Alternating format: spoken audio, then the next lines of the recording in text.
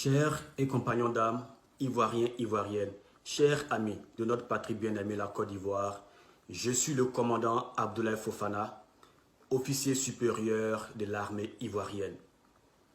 Je voudrais m'adresser solennellement et respectueusement au chef suprême des armées, le président Alassane Ouattara, à propos d'une très grave dérive que j'ai le devoir de relever en ce jour afin que nul ne l'ignore. En effet, le président Ouattara a pris l'initiative de convoquer récemment, dans une réunion spéciale, les généraux de notre armée et les ex-comzones des forces nouvelles, pour leur confier sa candidature illégale à l'élection présidentielle 2020 et leur remettre des fausses sommes d'argent ayant pour but de les corrompre. Je proteste vigoureusement contre la distribution de centaines de millions aux généraux de l'armée et notamment aux ex-comzones. Tous ces individus qui se permettent de rouler sur l'or pendant que la base de notre armée est laissée pour compte font honte à l'éthique républicaine de la nation ivoirienne. Monsieur le Président de la République, chef suprême des armées, je suis un acteur de la crise post-électorale des années 2000 et celle de 2011. Je constate malheureusement la similitude des germes qui ont provoqué ces crises post-électorales terribles avec ce qui se passe en cette année 2020 en Côte d'Ivoire. On peut en effet percevoir la crispation et la frayeur des populations aux approches des élections. La mise en QRF de 400 gendarmes à la disposition du commandant supérieur de la gendarmerie. L'envoi à ces jours des derniers recrues à Akandje et qui seront mises à la disposition des unités commando après formation. Ce qui me fait rappeler mon histoire, car j'y suis aussi passé dans les années 2000 et je fus mis à la disposition de feu lieutenant Bokayapi aux approches des périodes électorales. Tout ce tohu-bohu, pour moi, est un déjà vu dans les années 2000 et 2010-2011. Est-ce qu'une armée républicaine doit être ainsi manipulée? L'armée doit être au service de la nation et non au service d'un individu déterminé à violer la Constitution pour être candidat à un troisième mandat, alors que selon l'article 55 de notre Constitution, nul n'a droit à plus de 2 mandats à la tête de l'État. En donnant 100 millions et 50 millions aux généraux et aux officiers supérieurs, vous intronisez la corruption dans l'armée. Monsieur le Président, et vous divisez l'armée entre les privilégiés et la majorité des laissés pour compte. Que vont donc faire les soldats qui n'ont rien reçu? Que vont donc faire les soldats à qui vous avez promis une villa à chacun depuis plusieurs années et qui n'ont toujours pas reçu le toit promis? Que vont donc faire tous ces pauvres soldats qui tirent le diable par la queue et dont certains ne parviennent même pas à percevoir la quasi-totalité de leurs soldes à la BICI à cause de la mauvaise gestion du gouvernement? Savez-vous, Monsieur le Président, que les soldats dans nos casernes peinent à percevoir la ration normale?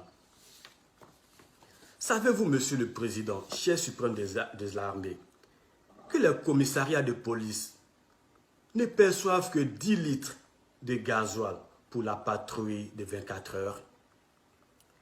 Monsieur le Président, chef suprême des armées, que feront les familles des soldats disparus à Kafolo avec les 1 million que vous leur avez remis? Monsieur le Président, je me demande, est-ce que les opposants peuvent aussi convoquer les militaires pour leur parler de leur carrière politique, puisque vous vous êtes permis de mêler les militaires de la République à la défense de vos intérêts politiques personnels? Si chaque opposant appelle son groupe de militaires pour leur demander de soutenir sa candidature, n'est-ce pas la chienlit totale que vous auriez ainsi provoquée dans notre pays? Lorsque vous étiez opposant, avez-vous une seule fois accepté que les chefs d'État au pouvoir utilisent l'armée pour vous empêcher d'être candidat? N'avez-vous pas soutenu notre rébellion dans ce pays parce qu'on vous avait exclu du jeu politique à travers la Constitution de 2000? Monsieur le Président, vous avez oublié ce que nous avons souffert pour vous, ce que nous avons souffert pour vous dans ce pays? Monsieur le Président, chef suprême des armées, comment voulez-vous que les soldats vous respectent quand vous plongez dans la corruption des généraux et de certains ex-comzones? Comment voulez-vous que cette armée vous respecte quand vous entretenez gracieusement des miliciens arrogants alors que l'armée républicaine est dans la galère et peut se faire tuer bêtement comme nos frères ont été sacrifiés en juin dernier à Kafolo? Monsieur le Président, vous êtes complètement sorti de votre mission républicaine. Monsieur le Président, vous avez trahi l'armée ivoirienne. Monsieur le Président, vous avez trahi la nation ivoirienne. Nous n'avons plus confiance en vous. Vos intérêts ne sont pas ceux de notre pays. Voilà pourquoi, moi, commandant Abdoulaye Fofana, je demande à tous les membres des forces de défense et de sécurité de Côte d'Ivoire de refuser de brutaliser, de mater et de tirer sur la population civile à votre demande, qui sont nos parents. Je demande à tous les policiers, gendarmes et militaires ivoiriens de refuser de tuer des Ivoiriens et des Ivoiriennes uniquement dans le but d'imposer le viol de la constitution de notre pays qui interdit un troisième mandat à quiconque. Oui, je demande à nos soldats de s'inspirer de l'exemple des Égyptiens, des Algériens, de toutes les armées habitées par l'honneur et la fidélité au peuple, qui ont refusé de tuer des civils aux mains nues revendiquant la liberté, le droit constitutionnel. L'armée ivoirienne doit protéger le peuple ivoirien. L'armée ivoirienne doit protéger la loi. L'armée ivoirienne doit respecter la loi. L'armée ivoirienne doit refuser de servir la guerre du régime RHDP contre le peuple ivoirien. L'armée ivoirienne doit garantir la paix, la justice, la liberté, la dignité de toutes les personnes vivant sur le sol ivoirien. Soyons dignes, soyons courageux, soyons inébranlables. J'attire l'attention de mes ancêtres, de mes anciens, de mes promotionnaires et de mes subalternes, que notre règlement militaire nous dit ceci, et je cite: « Aucun soldat n'est obligé d'exécuter un ordre donné par son supérieur si cet ordre engage sa responsabilité pénale. » Je répète, aucun soldat n'est obligé d'exécuter un ordre donné par son supérieur si cet ordre engage sa responsabilité pénale.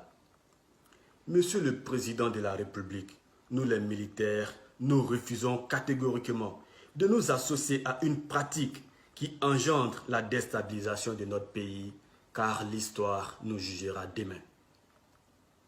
Le rôle de l'armée est de défendre l'intégrité du territoire national face aux agressions extérieures, tout en assurant aussi la paix à l'intérieur des frontières. Par conséquent, aucun militaire ne doit trahir son honneur, serment et sa crédibilité vis-à-vis de sa nation pour qui que ce soit. Car son objectif premier est de servir et protéger son peuple sans distinction de race, région, origine, ethnie et religion.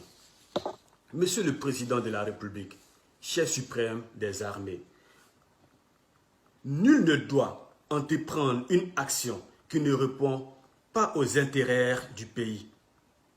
Le bien-être de notre nation passe avant tout. Monsieur le Président, nous sommes bien sans ignorer que vous avez la possibilité, à partir de votre résidence, de vous rendre au Bima, à Assini et au Ghana, en passant par la Lagune.